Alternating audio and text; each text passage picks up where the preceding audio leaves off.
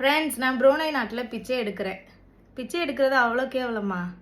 வறுமையில் இருக்கிறவங்களுக்கு தான் அந்த பிச்சையோட மதிப்பு தெரியும். ஸோ அதனால் எந்த தொழிலையுமே கேவலமாக நினைக்கக்கூடாது.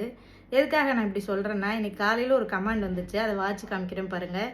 நீ என்ன பிச்சையாக எடுக்கிற, வாங்க முடியாத அவளுக்கு உன் புத்தி அப்படி. அவங்களே இன்னொரு கமாண்டு, உன் புருஷன் எந்த காலேஜில் பிச்சை எடுக்கிறான், ப்ரொஃபஸர் இல்லையா, அப்போது இதுக்கு நீ இந்தியாவிலேயே பிச்சை எடுக்கலாமே அப்படின்ட்டு.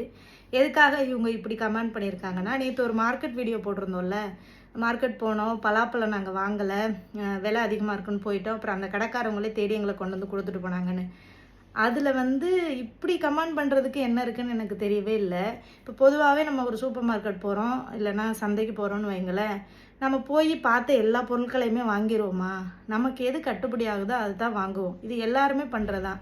இந்த எண்ணெயை பிச்சை எடுக்கிறேன்னு கேட்டிருக்காங்கல்ல, இந்த பாரிவள்ளல் பரம்பரை, பொம்பளையா ஆம்பளைன்னு எனக்கு தெரியல, அவங்க வேணா போய் எல்லாத்தையும் பார்த்து வாங்கியிருக்கலாம். ஏன்னா அவங்க பாரிவள்ளல் பரம்பரையாக இருக்கலாம். பட் நான் அப்படி கிடையாது. ரொம்ப கஷ்டப்பட்டு வந்தவன், நானும் சரி ஹஸ்பண்டும் சரி. ஒவ்வொரு காசோட மதிப்பு எங்களுக்கு தெரியும். ஸோ அன்னைக்கு நாங்கள் அந்த பலாப்பழம் வாங்குறதுக்கு அது $3ன்றது ரொம்ப பெரிய காசு இல்லை. பட் எங்களுக்கு அந்த சூழ்நிலையில் வாங்க தோணலை, அதனால வந்துட்டோம். குழந்தைங்க பார்த்தா எல்லாத்தையும் தான் கேட்பாங்க. எல்லாத்தையும் வாங்கி கொடுக்கணும்னு அவசியமும் கிடையாது. அவங்கவுங்க குழந்தைங்களுக்கு தெரியும் என்னென்ன வாங்கி கொடுக்கணும்னு. அவங்க எங்களை தேடி திருப்பி கொண்டு வந்து கொடுத்தாங்க பார்த்தீங்களா, அது அவங்களோட பெருந்தன்மை. நாங்கள் அதை வாங்கவே மாட்டேன்ட்டோம். திரும்ப அவங்கக்கிட்ட காசு கொடுத்தோம். அவங்க என்ன வார்த்தை சொன்னாங்க தெரியுமா? எங்கள் வீட்டில் பலாப்பழ மரம் இருக்குது, நிறைய பழங்கள் காய்ச்சி வேஸ்ட்டாக தான் போகுது, நாங்கள் சாப்பிட்டது போக மீதியை கொண்டு வந்து மார்க்கெட்டில் விற்றோம். இங்கே புரூனை நாட்டில் இருக்கிற மக்கள் வீட்டில் நிறைய பேர் வீட்டில் இந்த மரங்கள் இருக்கும், அதனால் யாரும் பெருசாக வாங்க மாட்டாங்க. இதை நீங்கள் வாங்கலைன்னா ஈவினிங்குள்ளே அது கெட்டு போயிடும், கீழே தான் போடுவேன், அதுக்கு நீங்களாவது கொண்டு போய் சாப்பிடுங்கன்னா அவ்வளோ பெருந்தன்மையாக கொடுத்துட்டு போனாங்க. சரிங்களா? என் மேலே நீங்கள் தப்பு சொல்கிறீங்கன்னா, இந்த மாதிரி நான் பண்ணியிருந்தேன்னா நீங்கள் என் மேலே தப்பு சொல்லியிருக்கலாம். அவங்க $3ன்னு விற்றாங்கல்ல, எனக்கு நீங்கள் $1க்கு கொடுங்கன்னு நான் பார்கெயின் பண்ணியிருந்தா என்னை நீங்கள் தப்பு சொல்லியிருந்துருக்கலாம். இல்லைனா எனக்கு ஓசியில் கொடுங்க, நான் காசு தர மாட்டேன், ஃப்ரீயாக கொடுங்கன்னு நான் அவங்கக்கிட்ட கேட்டிருந்தேன்னா என்னைய நீங்கள் குறை சொல்லலாம்.